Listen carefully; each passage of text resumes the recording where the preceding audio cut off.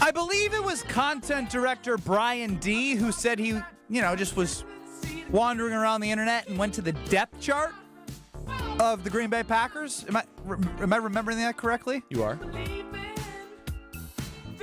Well, he said there were starters filled out in the defensive side of the football. Edgerrin Cooper, Javon Bullard. There's some defensive guys for the Green Bay Packers in those slots now, so get excited. Kyle Brust and Nortman across ESPN Wisconsin. 800-990-ESPN on YouTube at ESPN Milwaukee and at ESPN Madison. Jeff Hafley himself. Vibes are good, right? That's great. Vibes are good. They filled the roster out. But production versus vibes, right? We even talked about it with Brian Balaga yesterday. If you missed Balaga, Wisconsin On Demand, he was with Alex Strofe on the Homer Hour. When it comes to Kyle getting excited about Jordan Morgan, right? Because he spoke. Talked about, I need to see what they do. Saying right things is great. Having the right mindset is great. But this is about production in the NFL. So I ask all of you, how many games before you start to judge the defense? Because it's a tricky situation. I could answer 80 million different ways, I feel like, but I narrowed it down to where I want to be. As the former NFL alum who's been a part of some teams with a really good defense and a defense that beat you in the Super Bowl, when you look at this Green Bay Packers team, when do you wait to judge Jeff Hafley's defense? I'm giving the Packers 6 regular season games before I really put my judgment goggles on this Green Bay Packer defense. And that's because when I look at that, this is a pretty big transition to go from 3-4 to 4-3. You got some young guys in there. But guys, in general, 6 games is not a whole lot. You're talking about the month of September and a couple into October.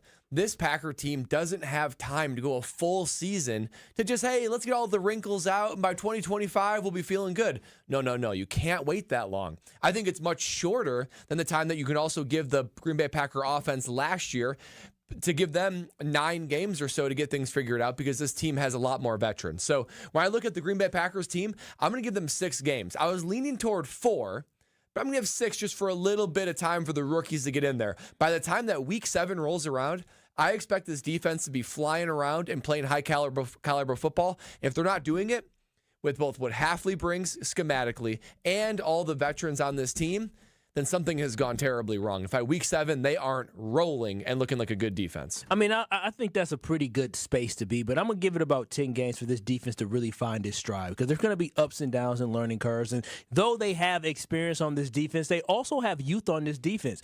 When we drafted Edgerrin Cooper, Quay Walker said, I got my partner in crime.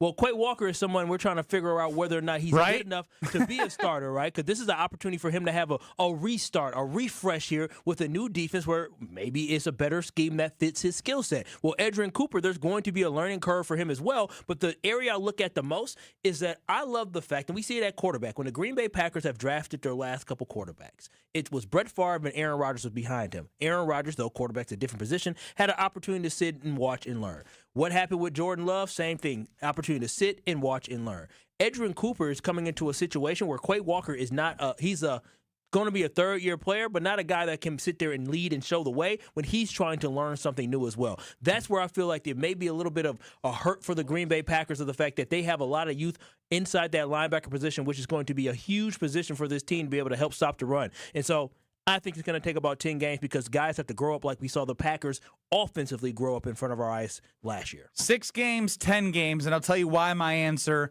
is the first regular season game. Wow. It's about judgment. I didn't say results, it's about judgment. What I want to see is I want to see Jeff Hafley's defense bring something different. They may make mistakes, right? But I want to see a different intensity. I want to see all what I'm hearing about, the pressure up front from the interior, not just filling gaps, but getting a push. I want to see linebackers and I want to see safeties coming downhill like we've heard them talk about, right?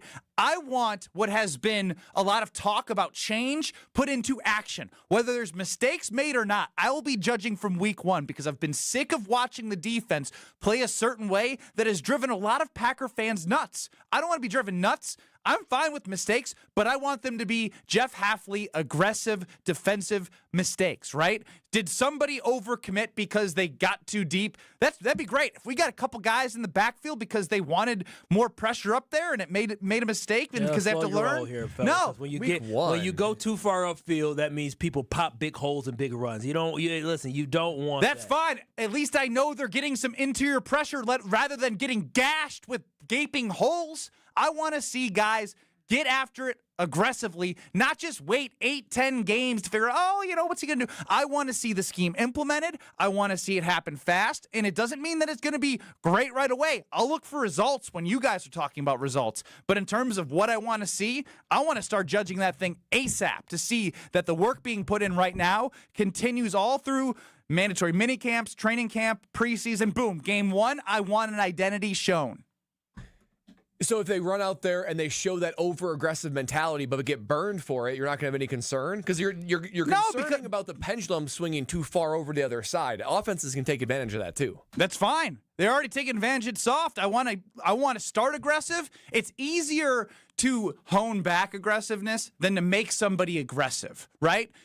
When I played basketball or if you played football, sometimes when you have a guy who goes and you want them to be tough, you can't make someone be tougher. So I want to know who's got the aggression and who's going to want to show that they're a part of this defense, because you can always rein back aggression. You can't make somebody more aggressive. Ben, here's the thing. You're going to see a different identity day one, but to think that this defense is going to come out shooting and be firing right away without having that feeling out period is crazy. You have to understand, Ben. I'm sick of feeling out. But all I've let is quarterbacks feel out these soft zone coverage. We have to allow for history to allow for us to make our judgment for the future. And historically, with the Green Bay Packers last season, we learned a lot. And y'all know I'm an emotional roller coaster. When we were 2-5, I was not in a good place for the Green Bay Packers. But what I learned was there was a process that Matt LaFleur was trusting in. And finally, when he decided it was time to let it rip, that's exactly what Jordan Love did. I expect for this defense, because you're going to have